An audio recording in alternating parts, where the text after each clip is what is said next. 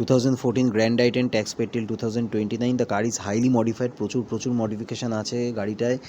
Personally used গাড়ি, কম চলেছে, approx 43,000 চলা গাড়ি, পেট্রোল, এবং company fitted DRL, front bumper guard, rear bumper guard, 4টে নতুন tyre, modified wheel caps, frameless wipers, auto folding mirror, যেটা কিন্তু আপনারা আলাদা করে অপারেট করতে পারবেন, ডোর ভাইজার, রুফ র্যাপ, পুরো গাড়ি ক্রোমিং করানো আছে, অটো ক্রুজের original seat cover, floor lamination, floor damping, এবং সবথেকে বড় কথা 4টে দরজা ডাবল লেয়ার ড্যাম, 4টে নতুন টায়ার, শার্ক ফিন অ্যান্টেনা, প্রচুর ফিচার্স আছে, যত বলবো তত কম।